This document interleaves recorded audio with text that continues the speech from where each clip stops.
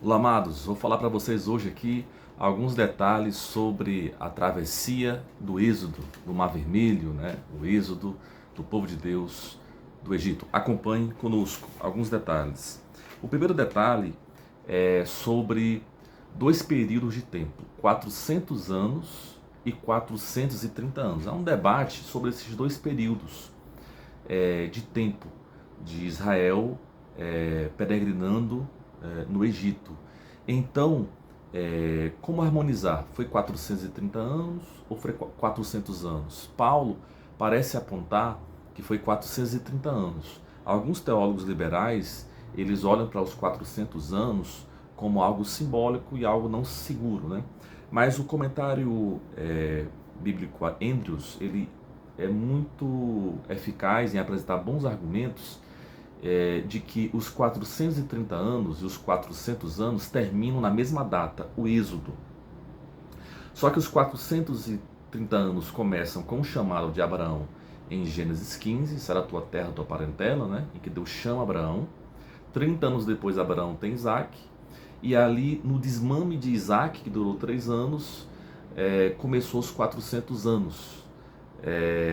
Então, os 430 anos é de peregrinação, quando Abraão começa a sair, e os 400 anos começam com Isaac. O tempo em que o povo de Israel ficou de fato só no Egito foram 215 anos, segundo a cronologia do comentário Andrews. É importante lembrar que a perseguição ao povo de Deus é marcada pelos 400 anos, e o marco inicial, nós sabemos que tanto os 400 anos quanto os 430 anos terminam no Êxodo. Mas começam quando? Os 430 começa com o chamado de Abraão, e os 400 anos começa quando Ismael, que era egípcio, começa a perseguir Isaac. Então, aquela briga de irmãos é o início dos 400 anos que termina no Êxodo ali. O povo de Deus e Agar, Deus vai atrás de Agar no deserto e tem aquela confusão toda com Sara que você já conhece. Então o Mar Vermelho, a travessia do Mar Vermelho foi o grande ápice do Antigo Testamento e é vista no Novo Testamento, no Apocalipse, porque nós hoje estamos no cativeiro, estamos no príncipe desse mundo que é Satanás, e nós seremos libertos pelo Êxodo no final, que é Cristo, o novo Ciro, né? Aquele que vem do Oriente, aquele que vai secar as águas de Babilônia para resgatar o seu povo e mandará 7 pragas sobre os inimigos do povo de Deus. Você observa que aquela besta que sobe do mar é uma alusão até a Faraó, né? Que seu exército morreu no mar ali. Faraó tinha 600 carros, o número da besta é 600, você tem 10 pragas, 7 pragas. Então, o Apocalipse, ele conta a história do Êxodo como o momento da volta de Jesus. Nós iremos passar por um êxodo também. Nós vemos que Israel começa sem fé, e eles duvidam do livramento de Deus. E Deus até pergunta: por que clama a mim, rapaz? Marcha, diga ao povo que marche. É interessante notar que o povo estava organizado na travessia do Mar Vermelho em 5 divisões. Moisés foi treinado militarmente ali no Egito, então ele organiza o povo como um exército, né? Os verbos hebraicos que a lição traz e também os comentários mostram isso, que o povo de Israel estava organizado como tropas, como comandantes, subcomandantes. Isso é um ponto muito interessante. Outro detalhe importante que eu queria trazer para vocês é uma discussão no mundo teológico, se a tradução de Ian Sup, que Ian é mar, Sup seria juncos ou vermelhos, né? Então, mar vermelho ou mar de juncos, né? A Bíblia Andrews admite no seu comentário a tradução mar de juncos. O comentário Andrews não admite essa tradução por vários motivos. Um deles é que juncos não nascem próximos ao mar. Então, a rota pelo qual Israel escapou é também muito debatida. Existem 4 possíveis rotas. Nós temos ali a primeira rota seria o lago de Elbal, no centro-sul, e se essa foi a rota, o lago de Elbal, que fica no centro-sul entre o Egito e Canaã, que começa ali na faixa de Gaza com Israel e Judá, se foi por lá, então a melhor tradução seria de fato Mar de Juncos. A segunda possibilidade de fuga seria o mar Mediterrâneo, que seria a rota norte. Né? Foi colocado isso como Cartes Barneia e tal, é uma possibilidade. A terceira é o Golfo de Ágaba, que seria a rota centro-leste. Ali a Maria Britânica, ela sondou esse terreno e ela descobriu que não há passagem de água subterrânea, uma série de teorias ali. A Marinha Britânica desmontou isso. Se sabe que o Monte Sinai ele já foi da Arábia e também já foi do Egito. E o Egito tirava bronze do Monte Sinai, que era o monte que o povo estava indo. A quarta possibilidade, que nós adventistas entendemos, que foi pelo Golfo de Suez, a Rota Sul. Por quê? Ellen White disse que o povo ficou cercado entre montanhas. Né? E dessas 4 rotas, a única que tem montanhas é o Golfo de Suez, que tem um canal de Suez hoje, que foi feito ali pelos britânicos, os Estados Unidos também ajudou. Tem uma confusãozinha sobre essa questão. Então Deus desviou o povo da rota dos filisteus, porque nessa rota tinham postos militares egípcios, e essa rota era conhecida como Caminho de Horus.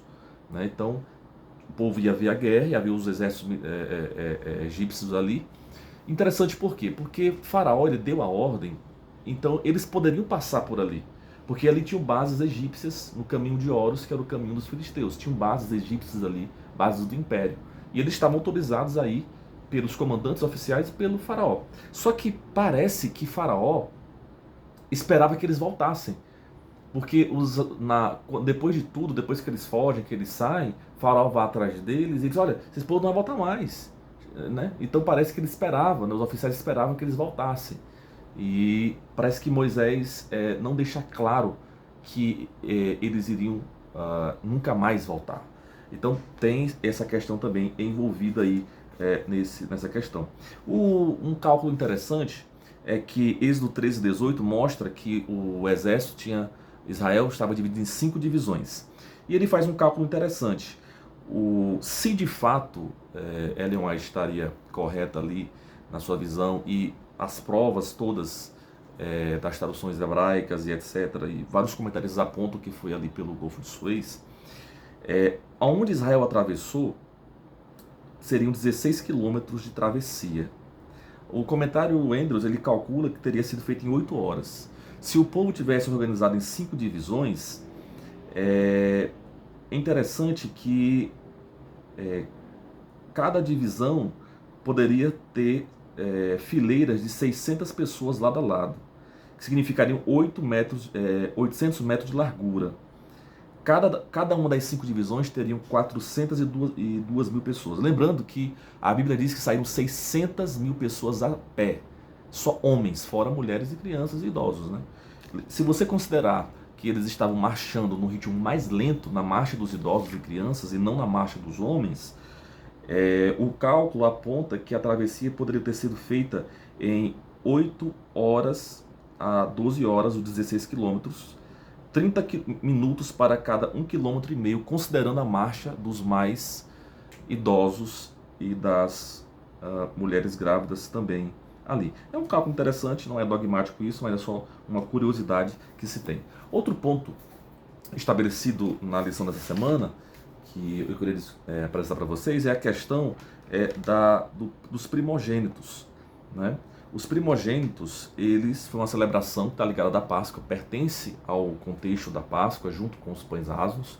E os primogênitos, eles teriam que, todos eles agora eram consagrados ao Senhor. Se sabia e se sabe que Canaã se matava os primogênitos, dedicava os primogênitos aos deuses, para apaziguar os deuses. Só que Deus faz uma coisa diferente, Ele não quer que os primogênitos sejam mortos para apaziguá-los, mas protegidos. Né? Então a dedicação dos primogênitos, ela tem como base justamente o livramento dos primogênitos na noite da 10ª praga, mas também Deus mudando essa cultura.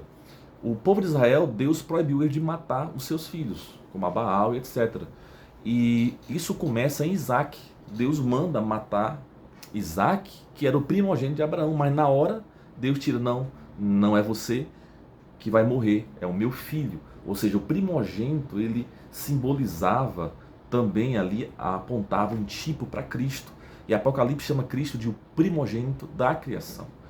O primogênito não era o mais velho, às vezes, ele poderia ser o mais novo como Davi. Mas o primogênito era aquele que rasgava a madre, né? Existem duas palavras gregas para primogênito. A primeira é protótokos, que é primogênito no sentido daquele que primeiro nasce, e protoktisso, que seria primogênito, não o primeiro que nasce, mas o mais importante, como Davi, que era o mais novo, mas é o primogênito que era mais importante. Nesse caso aqui, os primogênitos seriam, de fato, os primeiros que rasgam a madre. Era o primogênito temporal e não o primogênito simbólico, os machos. É dito também que, por exemplo, nós temos aí Samuel, o pai de Samuel era efraimita. Alguns argumentam que ele era de Levi, né? Mas tem esse debate também. Ele era de Levi ou era efraimita, né? Mas, contudo, se Samuel fosse da tribo de Levi, de fato ele poderia ser sumo sacerdote. Mas se não, se ele fosse da tribo de Efraim, como outros argumentam, ele foi sumo sacerdote pela lei dos primogênitos. O comentário adventista vai destacar que Deus escolheu a tribo de Levi para substituir os primogênitos de todas as tribos no santuário. Então, antes da lei de Levi, como tribo que cuida do santuário, o santuário seria cuidado pelos primogênitos dedicados ao Senhor. E outro ponto interessante é que a jumenta, os jumentos, né, o primogênito da jumenta seria resgatado pelo cordeiro. Por quê? Porque ele não poderia ser comido, porque era um animal imundo. Então, os animais imundos, eles poderiam ser dedicados, ser resgatados. Por quê? Porque eles não poderiam ser comidos. Por isso que eles teriam que ser resgatados obrigatoriamente. Então, a primeira teoria é de que os primogênitos, de fato, eles estão ali como lembrança do Êxodo.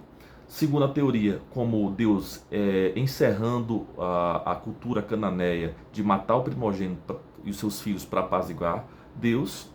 E a terceira teoria é de um cara chamado Rock. Ele propõe que Deus chama assim, eu tirei o meu primogênito do Egito como Israel. Então era uma forma, a lei dos primogênitos, de Israel experimentar o que Deus fez com o seu próprio povo, né? Deus, o Israel ao consagrar o seu primogênito, ao resgatar, né, pagar para resgatar o seu primogênito, estava sentindo o que Deus faria, pagando para resgatar o seu primogênito Israel. E eu sou Israel, você é o Israel de hoje. E Deus pagou o nosso resgate através da vida de Cristo Jesus. O Cordeiro nos resgatou. Apocalipse 5 diz que ele nos comprou com o seu sangue. O povo de Deus é chamado de o primogênito. Nós somos o primogênito de todas as nações da terra. Porque nós aceitamos Cristo como nosso Salvador pessoal. Veja que esses simbolismos todos, eles nos trazem a reverência a Deus, a entrega do nosso melhor. Deus não pede apenas um filho, aquilo era muito sagrado, sabe? Tudo pertence a Deus, o nosso dinheiro, o nosso tempo, a nossa vida, enfim. Outro ponto, 2 pontos para nós encerrarmos, seria a bênção de Faraó. Faraó pede para ser abençoado. A palavra berek, que é bênção em hebraico, e aqui tem também algumas teorias. A primeira teoria, que a lição defende, é a teoria de que ali Faraó ele reconheceu sua derrota, o seu orgulho estava quebrado pelo medo e pelo luto. Só que a palavra berek, ela também aparece, ela pode ser maldição, ela pode ser bênção, mas no contexto também ela pode ser maldição. Pode ser uma ironia, essa é uma segunda teoria. Por exemplo, a mulher de Jó, ela diz assim, amaldiçoa esse teu Deus e morre. Ali é a palavra berek, que é a mesma palavra que Faraó diz, vai e me abençoa. Então, em hebraico, a palavra que Faraó fala é a mesma palavra que a mulher de Jó fala. E também nós temos isso bem registrado em outros livros da Bíblia, como, por exemplo, em Reis 21, verso 10 e verso 13, a palavra berek como maldição. Então, é como se Faraó estivesse dizendo assim, numa ironia, vão lá, me abençoe. Ou seja, eu sei que vocês vão me amaldiçoar, estou libertando vocês. Essa é uma segunda teoria. A terceira teoria era baseada em Deuteronômio, né, no capítulo 15, verso 18, de que quando um dono, um amo bom libertava os seus escravos, ele pedia a bênção e abençoava. Então era como se Faraó dizendo, olha, eu fui um bom rei para vocês, então me abençoe. Né? Isso está baseado em Deuteronômio. Ou seja, então essa bênção que Faraó pede é estranha, de fato, né? É estranho. Por que ele pede para ser abençoado? Então nós temos esses 3 contextos. O mais provável é que de fato ele disse, olha, Deus me venceu, eu assumi a derrota por um momento. Esse Deus é poderoso demais. Nós temos a segunda possibilidade, que é a da ironia, e essa palavra pode ser usada como maldição, como a mulher de Jó faz, amaldiçoa teu Deus e morre, e a terceira expressão é baseada em Deuteronômio. E por último, quero falar de Miriam, essa personagem, essa semana muito importante. Miriam, ela canta com as mulheres depois que passa pelo Mar Vermelho. Ela tinha aproximadamente 90 anos. Miqueias vai dizer pra gente, se você ler Miqueias capítulo 6, verso 4, vai dizer que Deus escolheu Moisés, Arão e Miriam para libertar Israel do Egito. Então Miriam, ela tinha uma personalidade, né? Miriam foi traduzida por Joséfo, que era um judeu, como Mariane, né? Mas em português como Maria. Mas a sua raiz vem de Amuná, que é amar em hebraico. E Miriam, ela tinha uma personalidade de liderança, ela foi escolhida. Então ela foi, no cântico, ela destaca, a primeira vez que ela aparece como profetisa, ela é a primeira profeta da Bíblia, que dança, né? Ela dança com tamboris.